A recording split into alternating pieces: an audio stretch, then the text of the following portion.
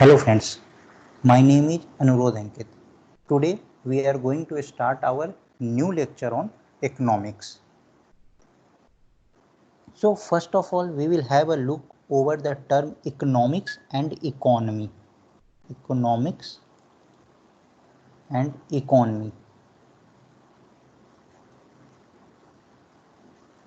So what does the term economics means? Economics होता क्या है? तो economics is basically the study of economy. A study of economy is known as economics. Economics is so we can say that economy is a practical approach, whereas economics is a theoretical concept.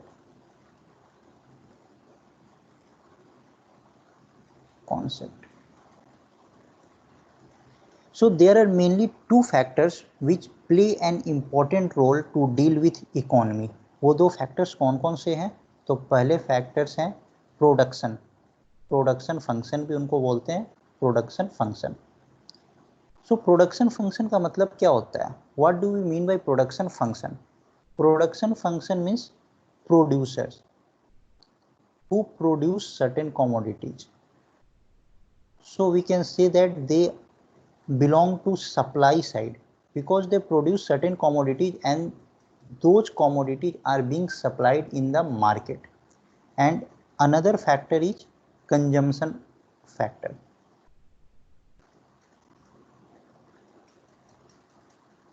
So who are consumption or who are what do we mean by consumption? Consumption means consumer. Who are consumer? We the people are consumer. We demand for certain commodities, so we can say that this belongs to demand side. So basically in economy we study the relationship between the production function and the consumption function. Now one question will arise in your mind that why there is a need to study the relationship between the production function and the consumption activities. So यहाँ से economics का शुरुआत होता है. We try to find out the answer to our question that why there is a need to study the relationship between the production function and the consumption activities. So in this lecture we are basically going to discuss the various basics of economics which are going to help you further understand the various topics in economics. So let's have a brief look over the topics that we will discuss in today's lecture. So first of all we will see about unlimited wants and limited means. Then we will have a look over scarcity and choice. Then we will under scarcity and choice we will see about production possibility curve or transformation curve. Then we will see the difference between microeconomics and macroeconomics. Then we will see the concept of demand. Then we will see concept of supply, and lastly equilibrium and disequilibrium.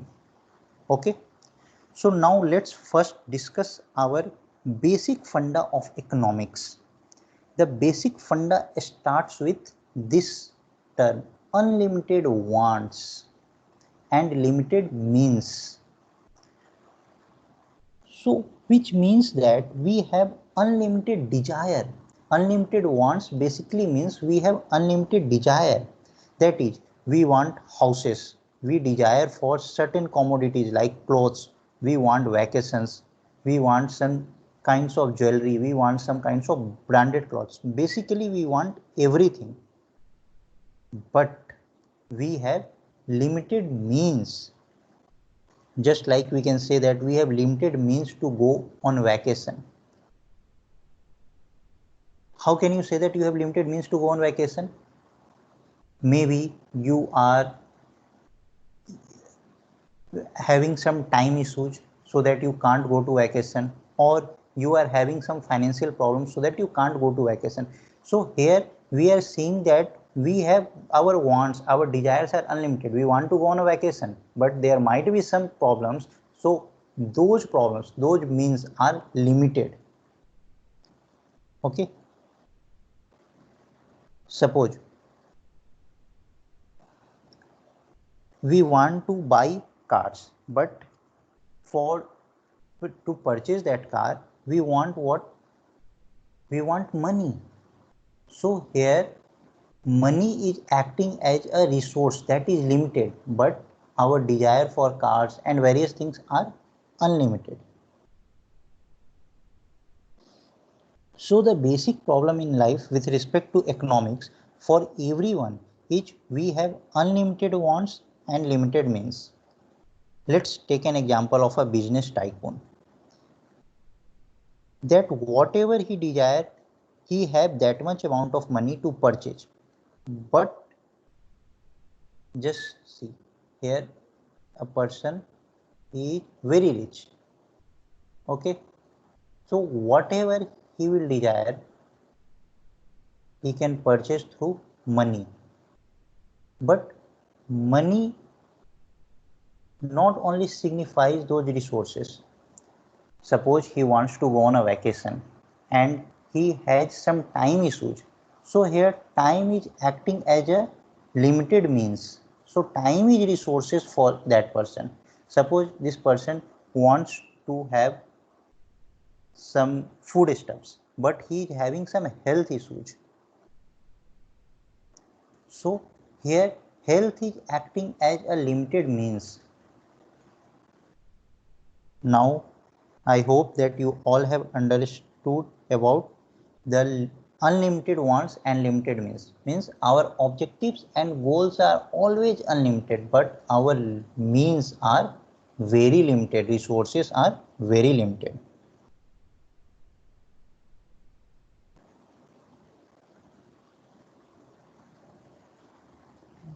Now let's move to scarcity and choice. The funda of scarcity and choice is again related to something that we have unlimited wants but limited means. As everything is scarce, so we need to make choices as how to use our resources so that we can get the maximum benefit out of that. For example, time is limited.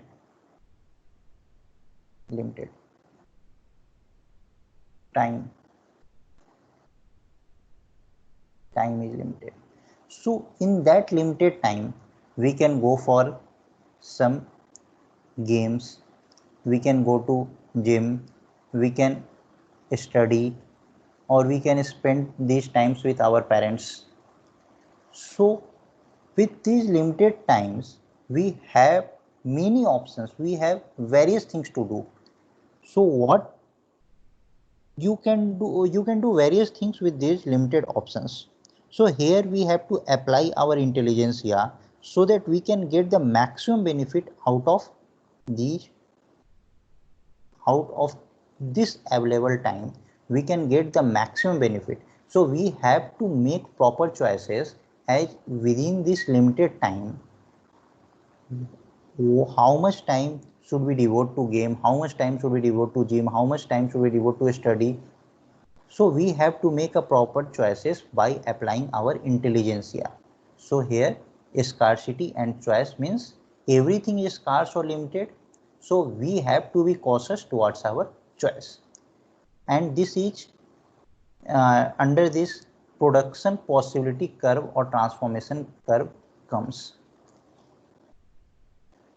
So what does we mean by production possibility curve or transformation curve?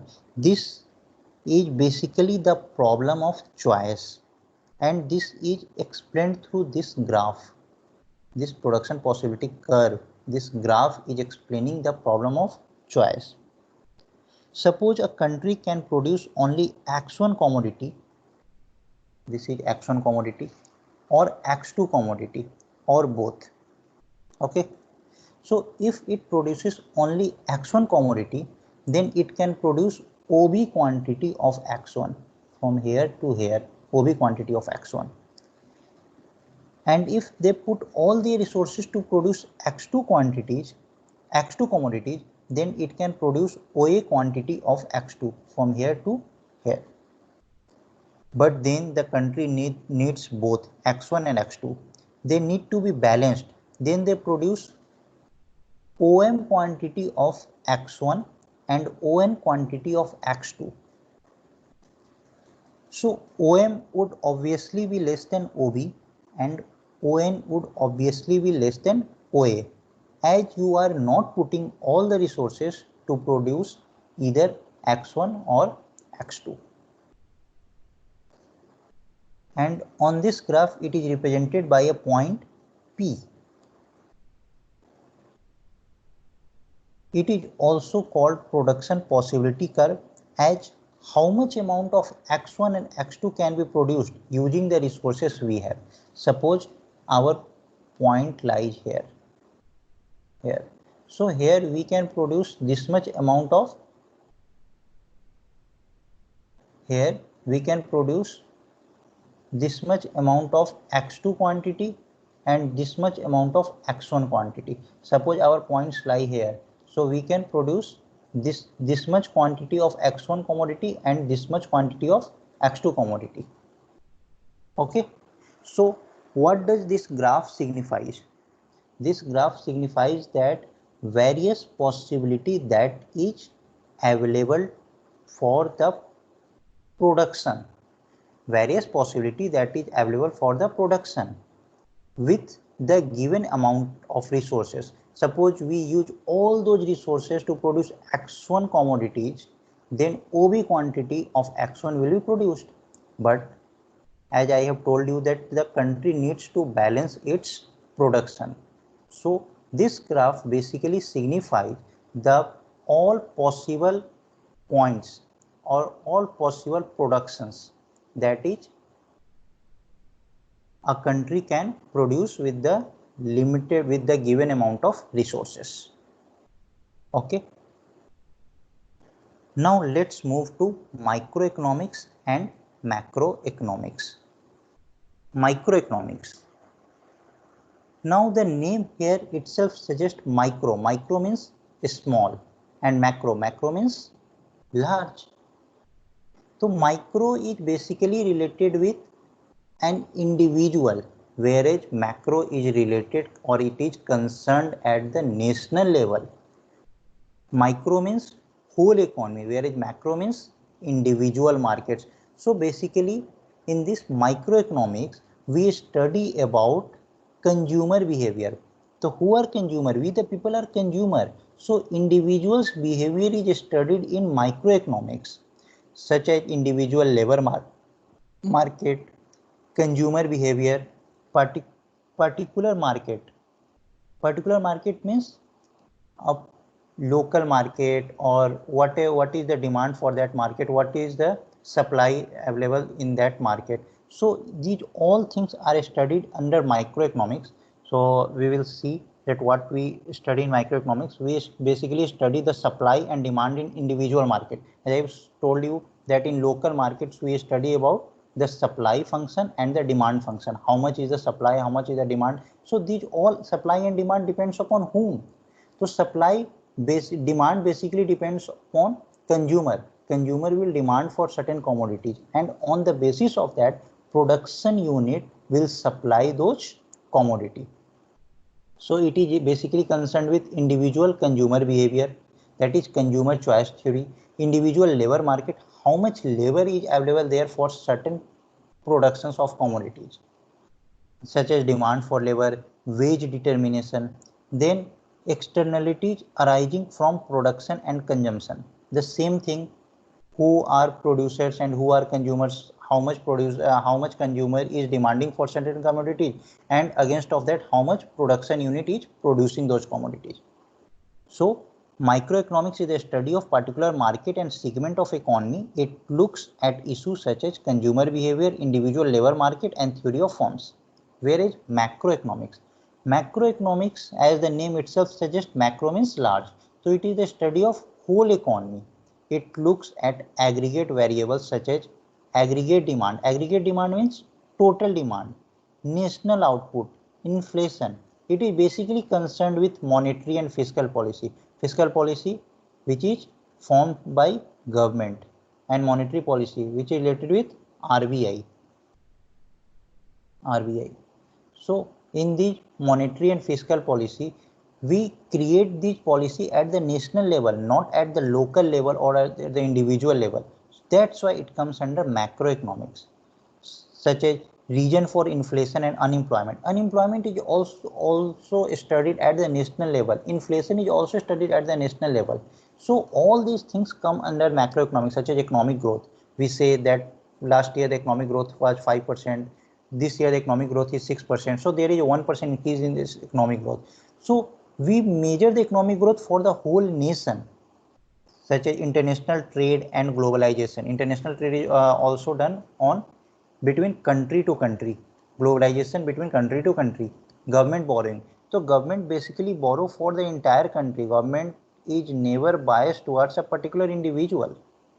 So macroeconomics is a study of whole economy. It looks at aggregate variables such as aggregate demand, national output and inflation. Now we will discuss about the concept of demand. So what does demand mean? Sometimes we can say that a lot of people want to buy a car, okay, and we see that there is a lot of demand for that car, okay. Give me 1 minute, I will erase all these things.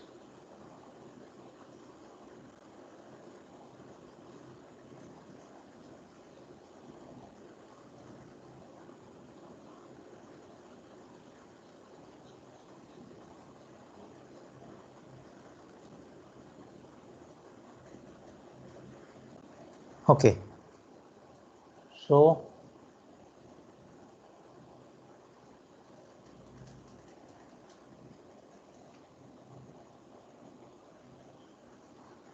where were we? Okay, sometimes we say that a lot of people want to buy a car, so we see that there is a lot of demand for that car.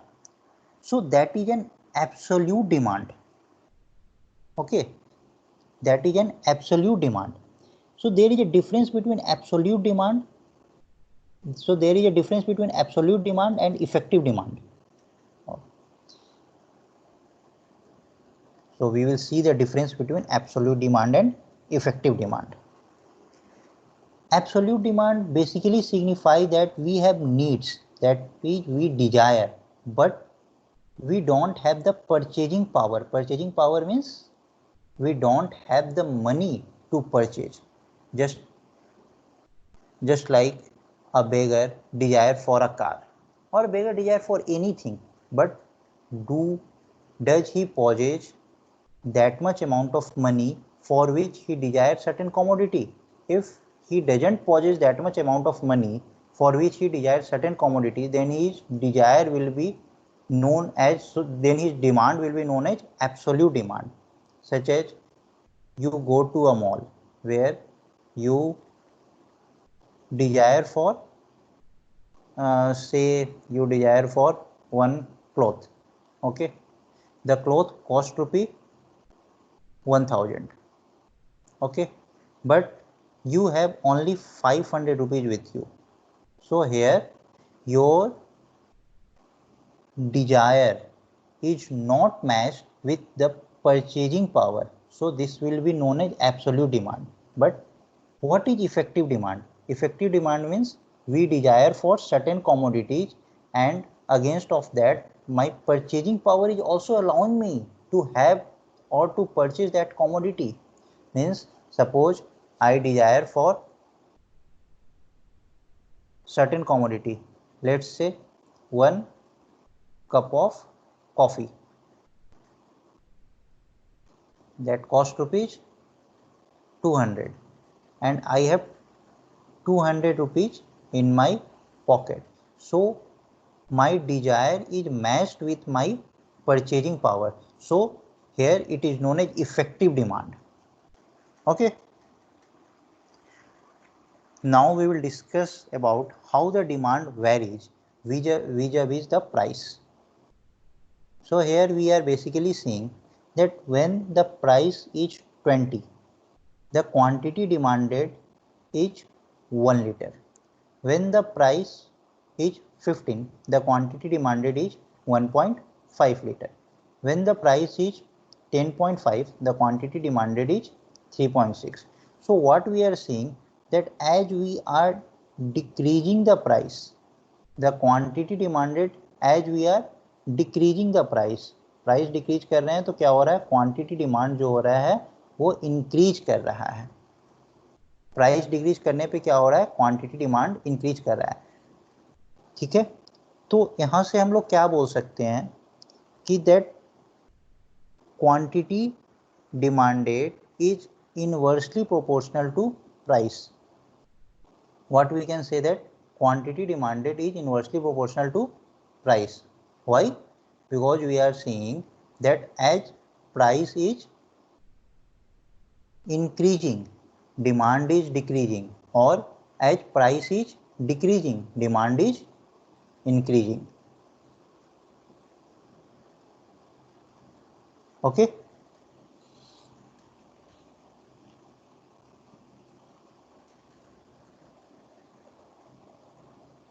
So we can say that in 99.99% cases, demand is inversely proportional to price. There are some exceptions to this. So we will have a look over that exceptions in our next video or in later videos. Okay. Now let's look at the demand curve. So here we will have a look over demand and price for good. So here we will see that price is independent and quantity demand is dependent, just like y is equal to f of x. So here we say that x is independent variable and y is dependent variable, such as here the price is independent variable, price, this is price, and this is quantity demanded. Okay, so we can say that price is the cause and quantity demand is the effect. Price change होने के कारण quantity demand पे क्या effect आता है. Price is independent और we can say that it is exogenous, whereas quantity demand is dependent, or we can say that it is endogenous. Now we will see demand curve. Okay, demand curve. So as we have seen that as the price increases, the quantity demanded decreases, or as the price decreases, the quantity demanded increases. So here if the price, here the price is, let's say P dash, if the price is P dash, the quantity demanded is this much. Okay, as we reduce the price, if the price comes from P dash to P double dash, okay, the quantity demanded is this much. So what does this signify? This is signifying downward sloping demand curve. A downward sloping demand curve reflects the law of demand. So what do we mean by law of demand? Law of demand basically says that other things remaining the same, the consumer would tend to buy more when price falls and buy less when price rises. Suppose करो कि 10 रुपये में पहले 1 kg salt मिलता था. ठीक है, अब सॉल्ट का दाम हम 15 रुपये कर देंगे, तो क्वांटिटी जो सॉल्ट का जो हम डिमांड करते थे वो डिमांड मेरा क्या होगा, बढ़ेगा या घटेगा? तो डिमांड मेरा यहाँ से घट जाएगा, डिक्रीज हो जाएगा, डिक्रीज. अब यही प्राइस अगर 10 की जगह 5 रुपया हो जाता है तो क्या होगा, सॉल्ट का क्वांटिटी अब जो हम डिमांड करेंगे वो कम होगा या ज़्यादा होगा? तो अब वो इंक्रीज हो जाएगा, इंक्रीज हो जाएगा. And this is represented by curve QX। ये मैथ्स का बेसिकली उल्टा होता है। मैथ्स में क्या होता है कि एक्स एक्सिस और वाई एक्सिस, इस पे हम लोग डिपेंडेंट वेरिएबल डालते हैं और इस पे हम लोग इंडिपेंडेंट वेरिएबल डालते हैं। बट इकोनॉमिक्स में क्या होता है, ठीक उल्टा होता है कि इस पे हमारा क्या होता है, सॉरी, ये इकोनॉमिक्स में होता है, ये इकोनॉमिक्स में होता है। मैथ्स में क्या होता है कि इस पे हम इंडिपेंडेंट वेरिएबल डालते हैं और इस पे हम डिपेंडेंट वेरिएबल डालते हैं वाई एक्सिस पे। और इकोनॉमिक्स में क्या होता है, ठीक उल्टा होता है।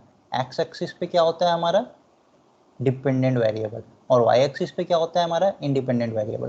तो यहाँ पे डिमांड जो है ये क्या है, इंडिपेंडेंट है डिपेंडेंट है, डिमांड मेरा डिपेंडेंट, डिमांड किस पे डिपेंड कर रहा है, प्राइस पे डिपेंड कर रहा है। Okay, so it is represented by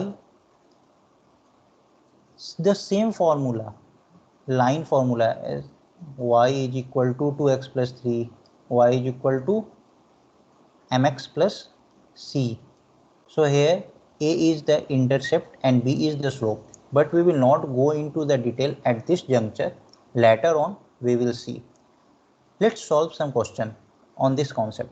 Suppose the demand function is represented by q is equal to 40 minus 0.5p, which is written here. Okay, so what will be the quantity demanded? What will be the quantity demanded when the price is 5 rupees? So Q is equal to 40 minus 0.5p is our demand function. So here just put the value of P as 5. So what we get, 40 minus 2.5, this is 37.5. Suppose here P is equal to 1. So what we will get, quantity demanded will increase or decrease. So quantity demanded will, the price has fallen down, so quantity demanded will increase from P is equal to 5 to P is equal to 1. The price has fallen down, the quantity demanded will increase, so quantity demanded will be equal to 39.5. okay, now let's proceed towards concept of supply. This is just the opposite of concept of demand. Concept of supply is just opposite of concept of demand. As price of goods rises, the quantity supplied tends to increase. So when price of goods decreases, the quantity supplied tends to decrease. Okay, and this is very logical because as the price increases, more people will tend to produce the things because they think they will get more profit out of that, as they will be selling at a higher price. Suppose concept of supply, सबसे पहले concept of supply में हम लोगों को ये समझना है कि this is basically related from the producer point of view, not from the consumer point of view. Concept of demand is basically related from the consumer point of view, that who demand for certain commodities, but concept of supply is related with producer point of view, who demand for, who produce certain commodities. Okay, so when we increase the price of a commodity, so what producer will think, more and more producer will come in the market and they will start producing more and more quantities of that commodity, because they will of the view that when the price has increased, so they will sell those commodity at a higher price. So when they will sell that commodity at a higher price, they will gain maximum profit or they will gain more profit.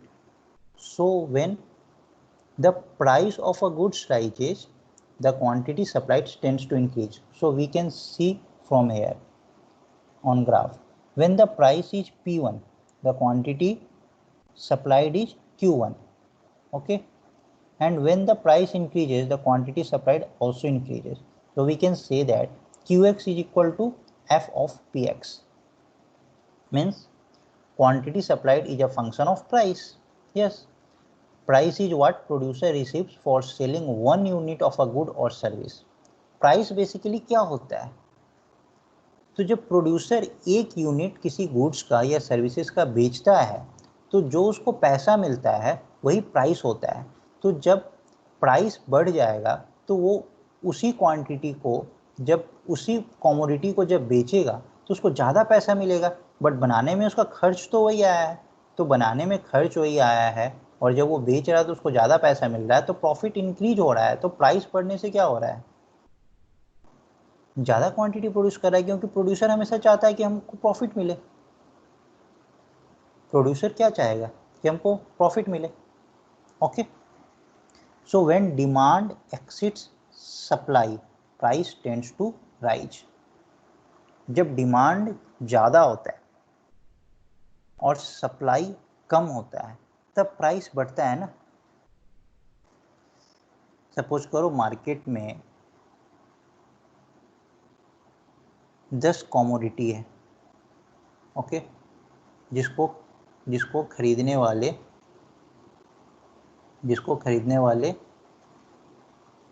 20 people हैं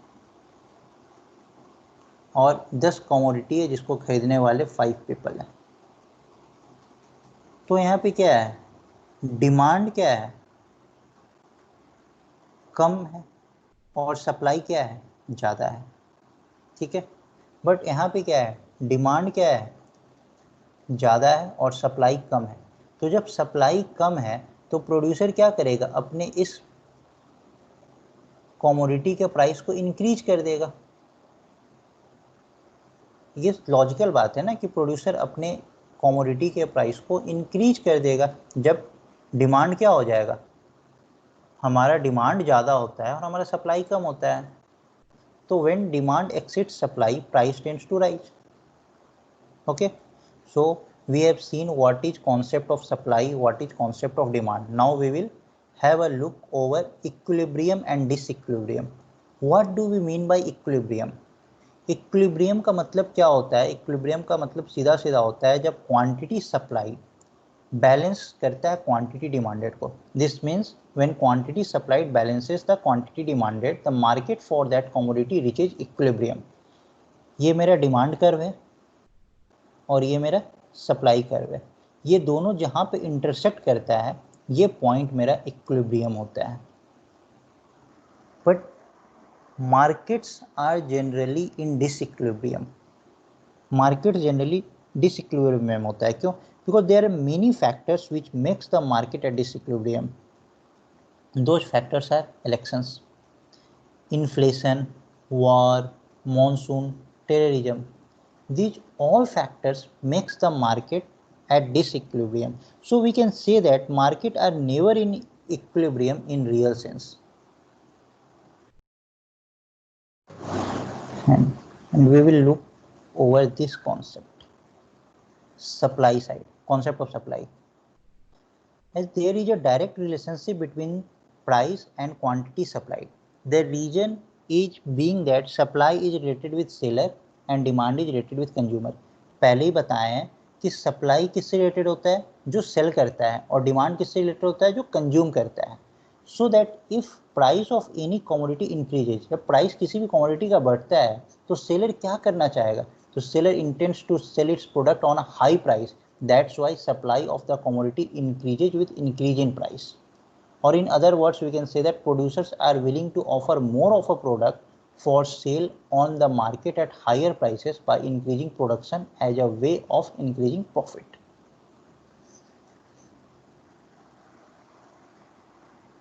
तो हम लोग एक quick look देख लेते हैं कि हम लोग अभी तक क्या क्या पढ़े हैं।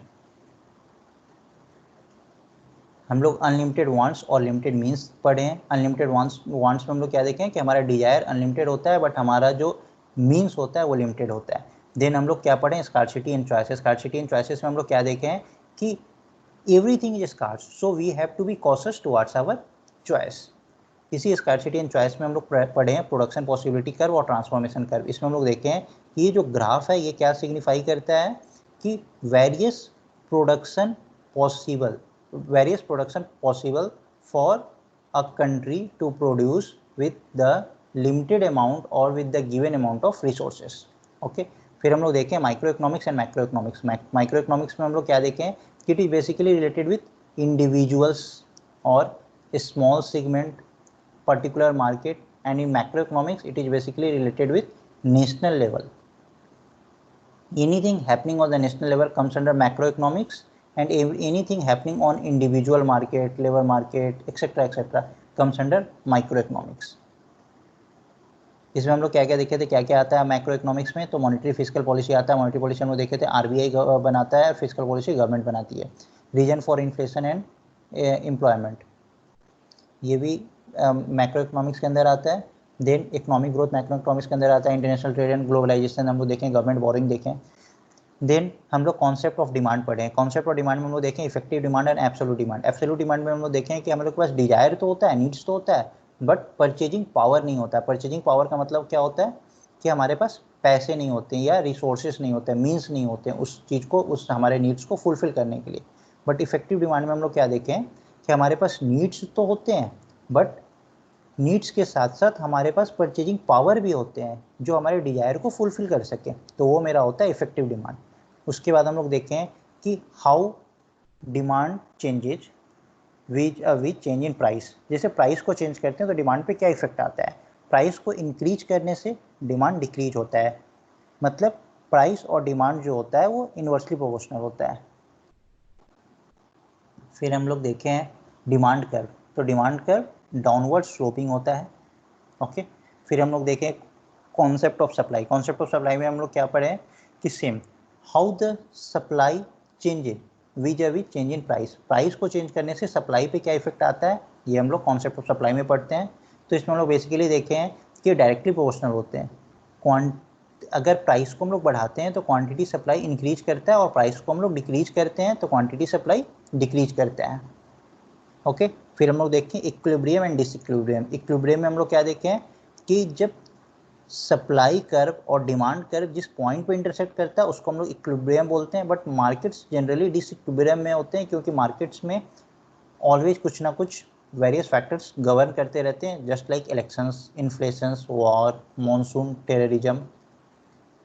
फिर हम लोग देखें कि सप्लाई साइड में प्राइस इंक्रीज करने से क्वांटिटी सप्लाई इंक्रीज क्यों करता है, क्योंकि supply side always related with seller, and seller हमेशा से सेलर ये चाहता है कि वो मैक्सिमम प्रॉफिट कमाए. तो जब हम प्राइस बढ़ाते हैं तो सेलर उस कमोडिटी को हायर प्राइसेस पे सेल करेगा. जब हायर प्राइसेस पे सेल करेगा तो उसको प्रॉफिट ज़्यादा होगा. That's why as price of goods increases the quantity supply tends to increases. तो सप्लाई कर्व जो होता है वो हमेशा अपवर्ड स्लोपिंग होता है, that is directly proportional. Where is demand curve जो होता है वो डाउनवर्ड स्लोपिंग होता है, वो inversely proportional. Okay, thank you guys. Next we will cover in the next lecture. Thank you.